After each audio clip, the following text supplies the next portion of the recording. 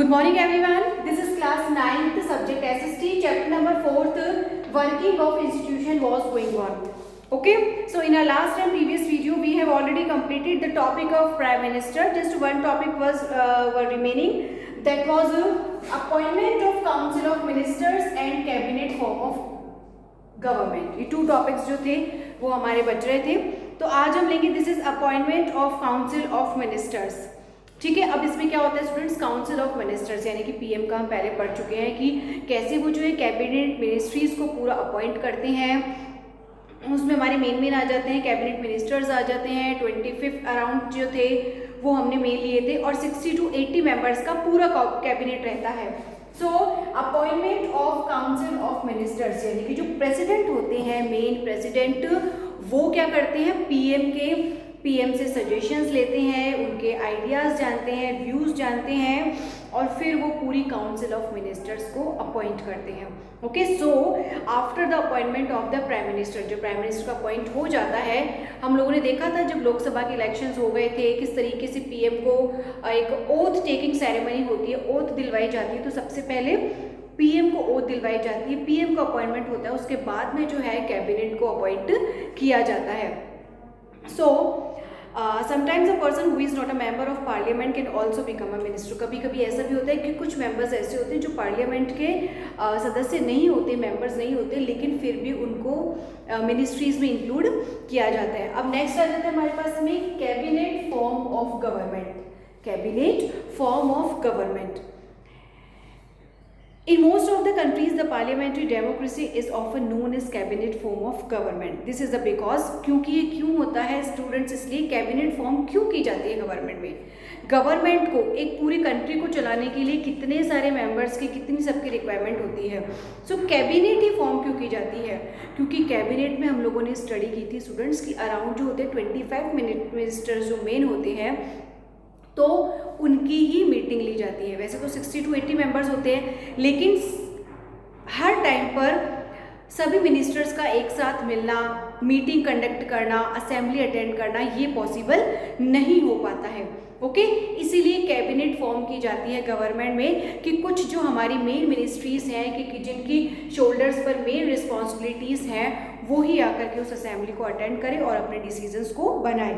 Okay, सो और second thing इसमें बताया गया है कि एवरी मिनिस्टर्स जो हमारे अपॉइंट होते हैं कैबिनेट मिनिस्ट्रीज में, 25 जो मेन अपॉइंट्स होते हैं, उनका सभी का एक सेक्रेटरी भी होता है. ओके, और वो सेक्रेटरी कौन होता है, जब हम लोगों ने परमानेंट एग्जीक्यूटिव और पॉलिटिकल एग्जीक्यूटिव पढ़ा था तब हम लोगों ने डिस्कस किया था कि who was the permanent executive. वो परमानेंट एग्जीक्यूटिव जिनको हम सिविल सर्वेंट्स के नाम से भी जानते हैं, वो ही यहाँ पर कैबिनेट मिनिस्ट्रीज के एज अ सेक्रेटरी अपॉइंट होते हैं. ओके, इनका क्या टाइम पीरियड जो होता है फिक्स होता है. गवर्नमेंट आती है जाती है, कुछ भी होता है, डजेंट मैटर, उनके ऊपर कोई इम्पैक्ट नहीं होता है क्योंकि उनका टाइम पीरियड फिक्स होता है. They are permanent employees, they are permanent executive, RS हुए, आईएएस हुए. ओके, सो ये सब हमारे सिविल सर्वेंट्स में आते हैं.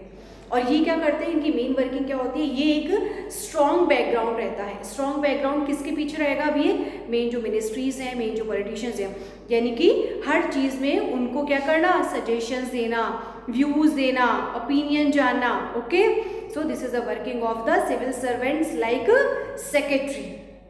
Okay, Secretaries provide the necessary background information to the ministries to take decisions. Okay, और हर जितने भी हमारे कह सकते हैं कि मिनिस्ट्रीज होती है उनके सेक्रेटरी होते हैं. हम लोगों ने जब इस चीज़ पे डिस्कशन किया था, एक डिफरेंस जाना था कि पॉलिटिकल एग्जीक्यूटिव और जो एक अपने परमानेंट एग्जीक्यूटिव है उनमें क्या डिफरेंस होता है. इनका टाइम पीरियड जो होता है वो फिक्स होता है, और second thing, they are more educated and experience holder compare then the political executive. Okay students, तो आपका ये टॉपिक कंप्लीट हुआ, that was the prime minister. Next ले लेते हैं हम प्रेसिडेंट. प्रेसिडेंट अभी क्लास में हमने स्टार्ट नहीं किया है, थोड़ा सा एक नॉर्मल एक स्टार्टिंग कर दी थी. President is the head of the state, दोनों में डिफ्रेंशिएट यहीं पर हो गया है. Prime minister was the head of the government and president head of the state. Students maximum यहीं पर कंफ्यूज होते हैं. अगर आपके ऑब्जेक्टिव पेपर्स आते हैं तो ऑब्जेक्टिव में यही पूछा जाता है, state of who is the head of the government and who is the head of the state. तो हमें ये ध्यान रखना है, head of the state president, head of the government PM, it means prime minister. Okay, political system में एक nominal या formal value जो होती है, फॉर्मल जो राइट्स होते हैं वो किसके पास में होते हैं, प्रेसिडेंट के पास में ही होते हैं। President supervise the all overall functioning of all the political institutions okay in the country so that the operate in harmony to achieve objectives of the state. यानी कि स्टूडेंट्स मेन जो कह सकते हैं सुपरविजन करना, सब कुछ everything depend on the president. Okay, तो ये था हमारा कुछ starting, initially starting of the president. इसके बाद में इनकी मेन पावर्स आएंगी प्रेसिडेंट की, किस तरीके से प्रेसिडेंट अपॉइंट होते हैं, एमएलएज होते हैं, एमपीज होते हैं, तो these all thing related to the president. आज की क्लास में हम लोगों ने सिर्फ यही कंसल्ट करा students. So now this one topic is complete. In today's class topic we were taking the prime minister, appointment of council of ministers and cabinet form of government, and the next topic was the president. So student, now this one topic is complete. We will take new topic in our next video, in our next class. Thank you.